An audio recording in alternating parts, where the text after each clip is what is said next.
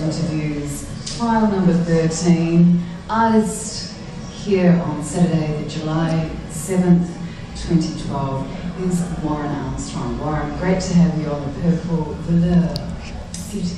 It's wonderful to be here, and it's a very, very attractive seat as well. So.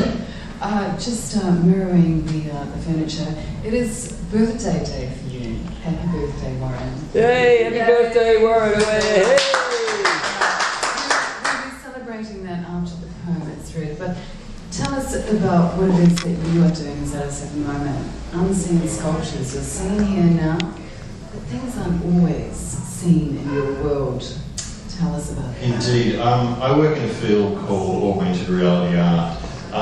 Basically, it's a form of virtual art that you take virtual artworks, 3D models or 2D images, and you give them a location in the physical world, a geographic location, give them an orientation. So people can go to the location with a smartphone, an iPhone or an Android, and there's an app that they can hold up to, and they will see the actual work on the phone. And the work, they'll be able to walk around it, be able to see, to approach it and go away from it. So it's like that there is something there in physical space, but it isn't actually there. It's sitting on a server and it's just tricking the phone into believing it.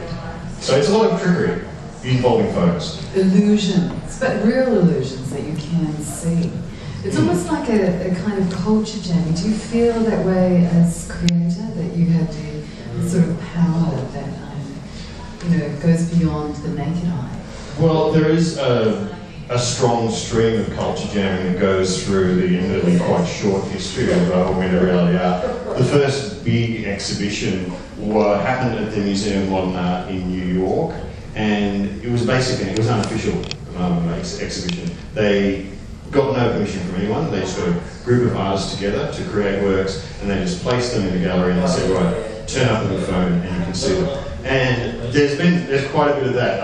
In Tiananmen Square at the moment, there is actually a life-size model of the goddess of democracy, the statue that was placed in the square during the 1989 Tiananmen protests. And anyone can go there and see that.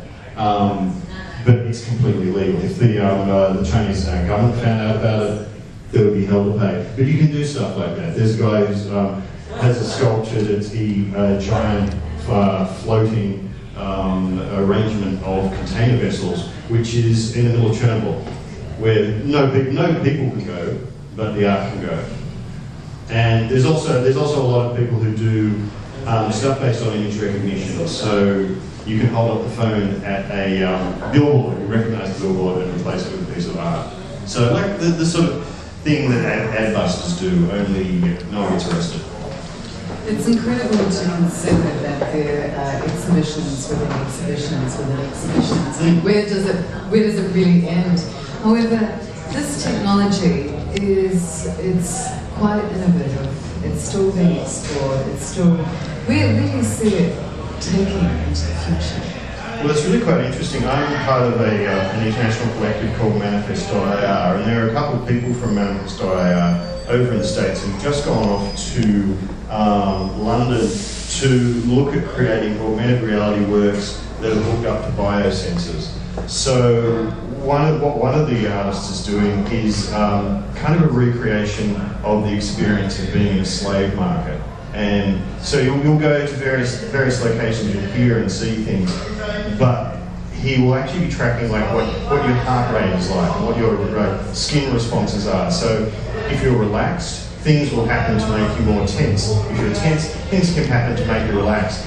There's also another one in the group who's working on EEG triggered AR. So you can there are these game controllers you can get. There's an Australian company called Epoch brought out a thing called an emoji, which is basically a brain scanner. You put it on your head and you can use it to control games. I've actually seen there's another version where these guys actually hooked up something that tracked like their eyebrow movements and actually played Super Mario Brothers just by oh wow. But anyway, what this guy is doing is he's trying to tap into the brain waves and then using that to trigger AR. So it's like you will think about something and then it will appear in front of you on your phone. So it's going to be really interesting because it's all tied with phone technology.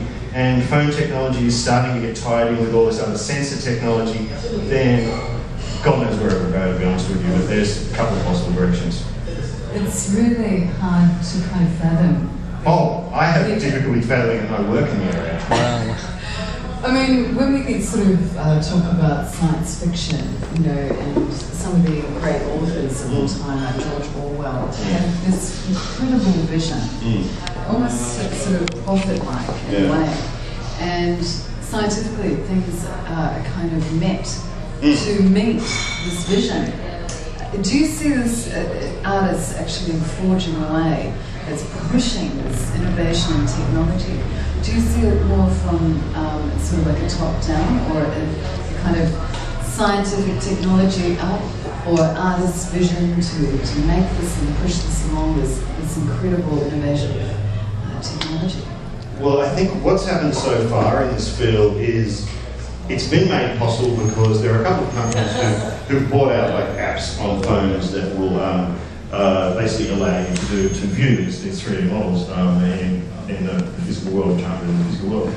Initially, this technology was basically started out commercially. So the whole idea is like, you know, you hold up your phone and it's like, oh, look, that's where I go to pizza. Or, oh, there's a bus coming that way. And, like, you know, oh, yeah, there's some product waffling around that I can look at. But what artists have done is realise that they can actually take that in new directions.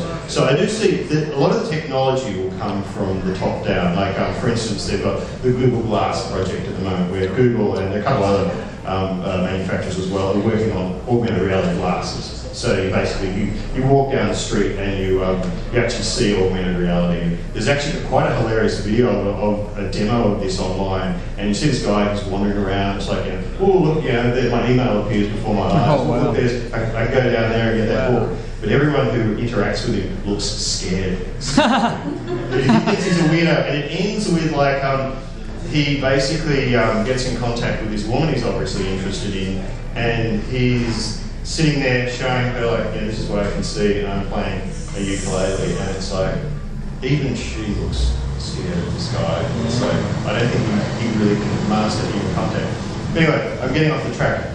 What I do think will happen, the technology will come from the top down, but the actual uses of the technology will come from like the grassroots, and there'll potentially be uses that no one has really expected at all.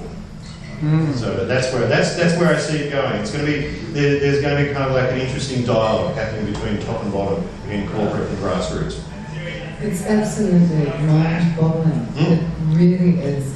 Coming from a sort of a kind of limited knowledge base myself, technically, of this kind of innovative technology, it's just quite crazy to consider, you know, that somebody can actually be walking along within a physical reality, but actually be completely almost immersed in another multi-platform leveled reality whilst sort of being present.